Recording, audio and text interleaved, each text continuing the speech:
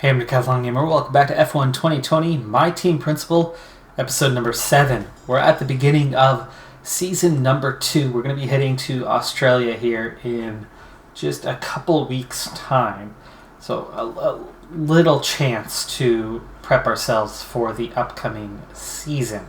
Now that I've passed level 8 in Acclaim, one place to spend some of this money on is the second tier of driver perks. So Acclaim boost, increased significantly. Engine wear reduced. Media coaching. And development feedback. Resource point income boosted by now 25% instead of 10. So we pick up an extra 15% in the driver acclaim and resource point accumulation. Pretty significant jumps. And just one further level to go. The surprising and very bad news heading into Season 2 is that every other team made at least moderate, if not substantial, improvement at the end of the season. Looks like Mercedes and Ferrari with the biggest gains, and I think Alfa Romeo. Everybody else at least improved slightly, where we went down slightly at the end of the season. So everyone else seemed to have no problem covering off all of their parts upgrades and then some, as all of them improved entering this season. So really surprising. I thought for sure with all that we invested to cover off those upgrades, we would be better off than most of the teams. And it's turned out to be the exact opposite. 10 million might be a lot of money, but a chance to completely wipe out negative effects from team activities and further increase the positive effects of those is an opportunity I can't pass up. I really think this is that department that is most important to everything else. It might hold up our development short term, but my AI driver in Juju Noda is doing just fine on her own. I think she can help sustain us with some results regardless of where the car is at, while we slowly build up Tatiana Calderon to catch up in AI. This is really going to set us up for the rapid improvement that'll allow us to catch up probably even by next season. And likewise, the acclaim is something that, for me, makes perfect sense, as it's going to increase the funding, more money coming in. Spend money, make money. Where the others are just spend money. This one comes with that dual impact. So we have a good chunk of time before we get to that first race, a full 2 weeks available. So we're going to start filling those gaps in. The negatives are going to be going away quite soon, but they haven't gone away just yet. That R&D needs to be completed. That's going to take us a couple of weeks. So we still have some negative effects out there right now, but there's 1.5 million right there that we could definitely use. Wow, 70%. Dang. Right there, you could take 15 away from that, and you're getting a 55% department morale increase in both, taking up our full window of days. However, I don't think we're going to have the time, do we? Wow, look at that driver training camp. Oh, that's a must-have. That is an absolute must-have.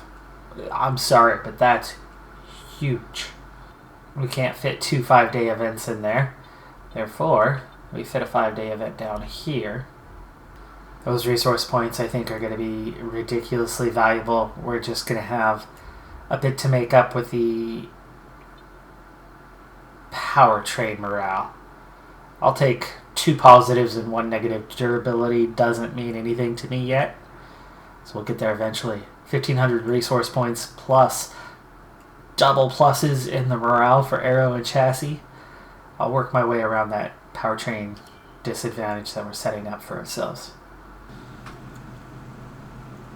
Still a week before we head to Australia, so there's still a little bit more time. But with increased funds, we now have 6 million we need to increase our resource point generation from 60 to 120 in the aero department. And I'm hoping that this will push us into Spec 2, which will unlock some new upgrades in that department. We'll find out if that's actually the case. But in the meantime, we've got some upgrades to get into now that we have those resource points.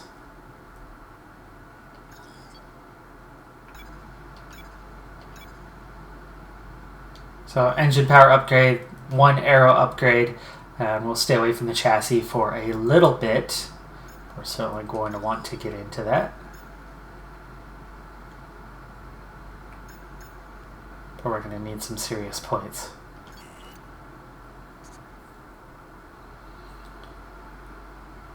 Melbourne here in the wet, and Valtteri Bottas begins the defense of his first career championship with a race victory from the front row. Fastest lap to go with it. Albon over 7 seconds behind in second place, his highest career finish. Ocon in the Red Bull takes third place. Hamilton, after starting on pole, slips to fourth in this one. Vettel in one Ferrari, Ricciardo in the other go 5-6. So big changes in the drivers lineup this season. Carlos Sainz still in a McLaren. We have Lance Stroll in a Racing Point. Lando Norris in the other McLaren. Kvyat in the AlphaTauri. George Russell switches over to Renault. Max Verstappen has swapped seats and gone to Renault himself. Gasly in the other AlphaTauri, so no change there. Perez still with Racing Point. Leclerc now in the Alfa Romeo once again. Juju Noda only 16th place in this one, so more relative to the car maybe.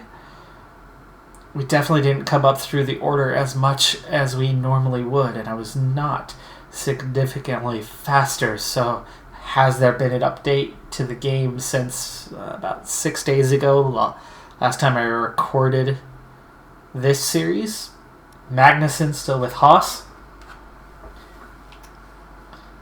Matsushita in the other Alfa Romeo. So Raikkonen is gone, as is Giovinazzi. Grosjean still in the other Haas. So Haas, no change to their lineup. Nick De Vries now driving for Williams along with Nicholas Latifi.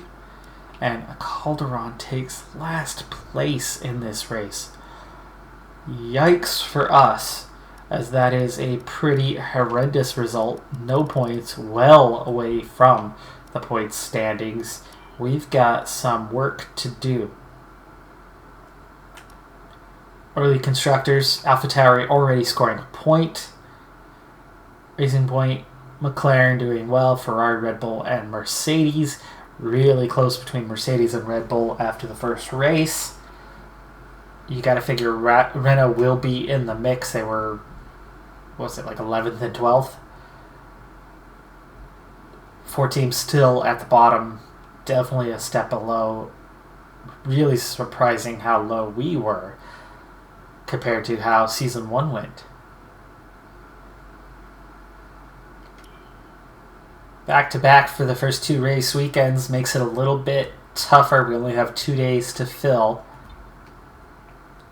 We're going to go ahead and help Calderon out. Looks like we might need her to start stepping up this season. So we're going to start investing a lot more when we can, at least when there's no resource points available, as that is an obvious department that's going to need a real boost here. The aero upgrade on resource point generation, so 5 upgrades, did put us into Spec 2, so that is going to unlock some additional upgrades in the aero department. We're going to have to turn to powertrain and chassis here before long so we can get those up to Spec 2. And of course durability still needs to get to Spec 1, so we'll probably get resource point generation there as an easy go-to next.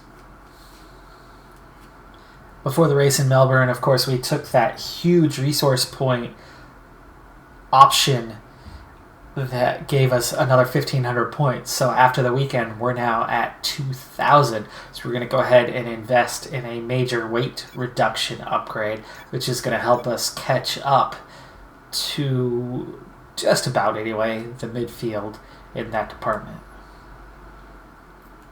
We still have 800 points available, and we've got those few aero parts that we need to catch up on. So we're going to go ahead and get a second part on the go. We're going to go ahead and grab that durability upgrade now.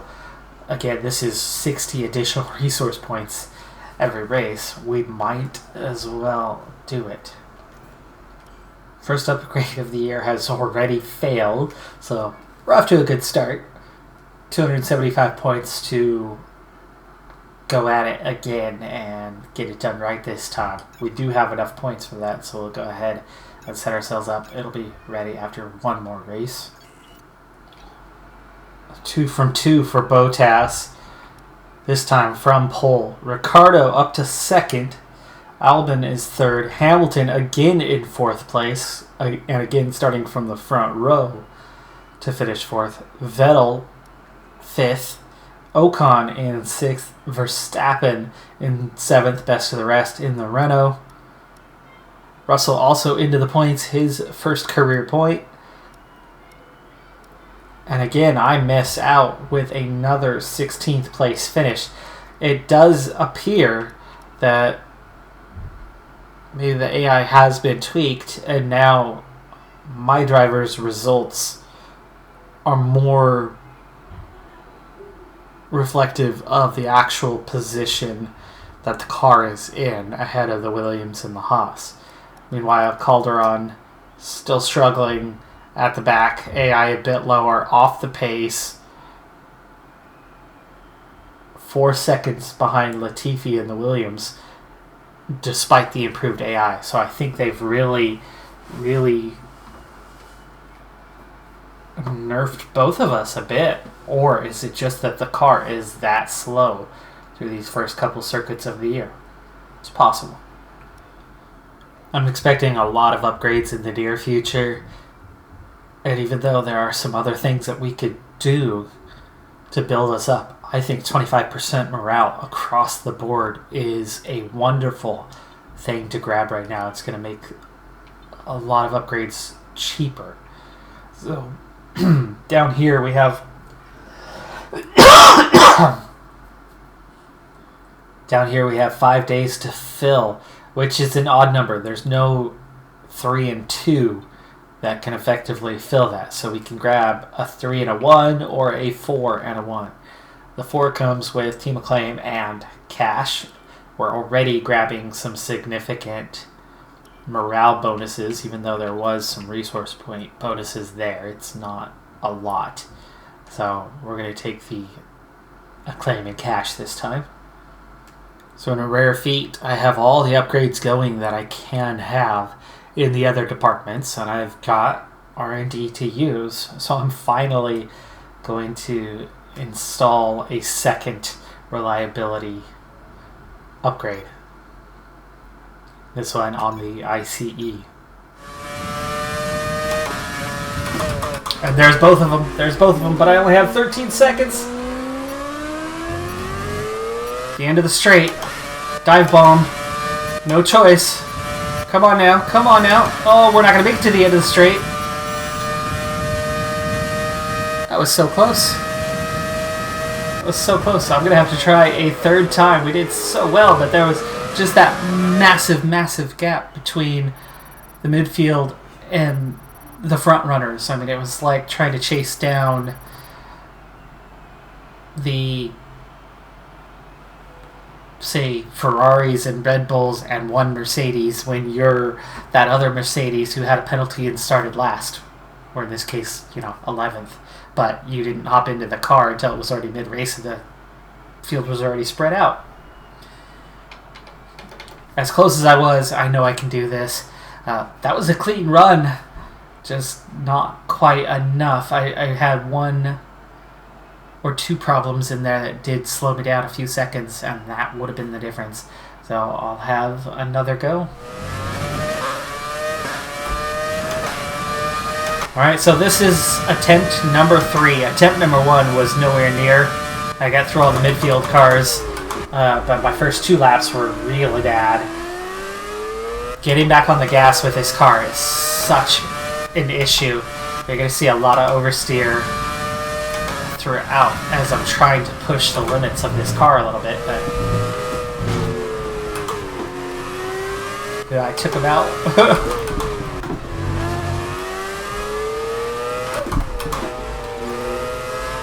Alright, well that's 2 overtakes complete. There's that oversteer again.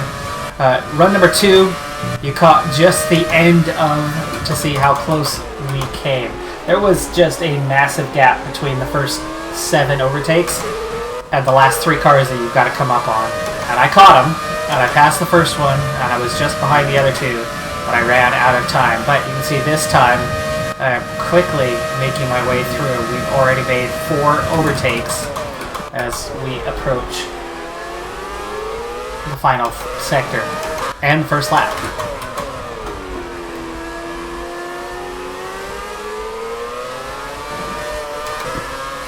So that oversteer again.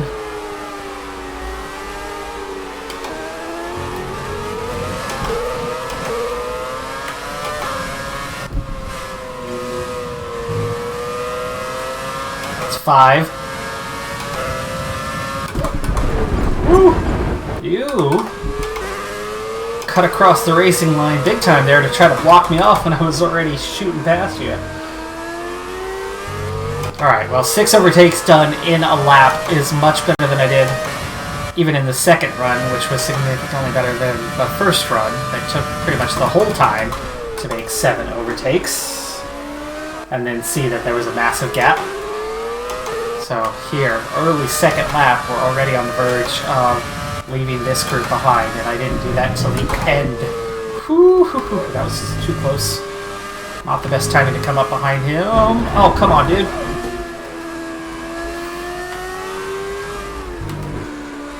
Alright, well, he's out of the way. Got to get brushed out of the way, but we're now into that gap. And it's only 350 meters, so they haven't opened it up quite as much as they did the previous time with that whole pretty much extra lap. So we've got 2 minutes to go to catch these guys. Oh, we've got to get past 3 more cars. And this is going to take a good half a lap or more to catch up to them.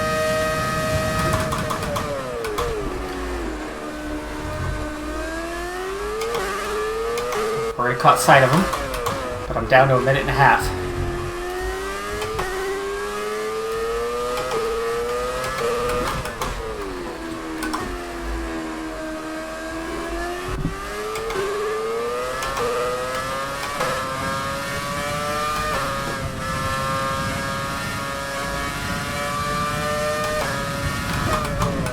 Minute 14 to go with Cop Clark. Might be Jim Clark. Or it might be a descendant of Jim Clark, or it might be some sort of nod to Jim Clark, but either way, there we go.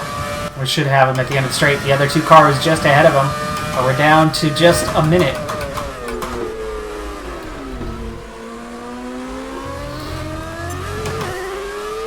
Oh, come on, don't cut me off, don't cut me off. Give me the racing room. There we go. Alright.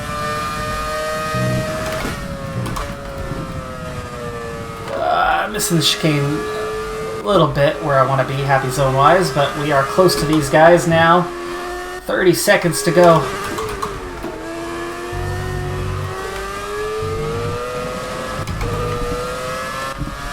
Give me room, give me room. Past 1. We'll get the other one right here. We'll get the other one right here.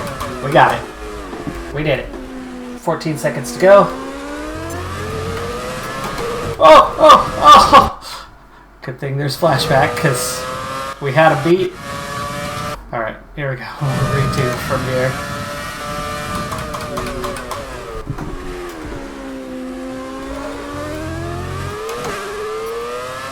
Alright, we got it. 10 overtakes. Took me 3 tries, but we made it happen. Those last 3 are hard because they're so far in front of the rest of the field. Extra 1,000 to claim, $150,000. And a chance for me to get in the cockpit. So we're here in Hanoi for the Vietnam Grand Prix. It's round 3 of the championship. And Bottas is 3 for 3. Taking 26 points in all 3 races already. What a start to the season for Bottas. And I'm just dumbfounded how strong Bottas is in this game versus real life, where he's often miles behind Lewis Hamilton. Not a bad driver at all. He's definitely one of the good ones, but he is not in the same league as Lewis Hamilton. And yet in this game, they've got them so closely matched that somehow Bottas really gives Hamilton a run for his money. Not just the occasional win, but he won last season's championship, and he's off to a very quick start in this year's edition. Hamilton, another pole, and still unable to convert that into a victory. Albon again on podium. Ocon is 5th. You got to remember, Ocon's AI, for some reason, is quite low in this game, which I don't understand. I know it's been a year plus with the delayed start to the season for Ocon, but surprisingly low evaluation of Ocon, but I think he's a better driver than his former teammate Sergio Perez, who is definitely a better driver than Lance Stroll, but Perez is a good driver. And Ocon is definitely a good driver. He's probably as good, if not better, than Albon. Albon is nothing compared to what Verstappen is, but Red Bull's going to have the work cut out for him this year. Vettel claims 4th, Ricciardo 7th, Verstappen gets the Renault up into 6th,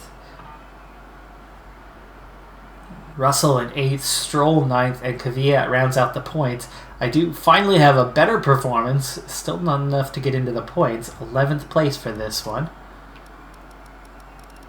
Ahead of both McLarens even. And Calderon finally up out of the cellar, but still very much down the grid order in 20th place. That is going to do it for this episode, though. I'm Decathlon Gamer. Thanks for tuning in. Be sure to hit that like button, and I'll see you next time. Have a good one. Be safe out there. And bye for now.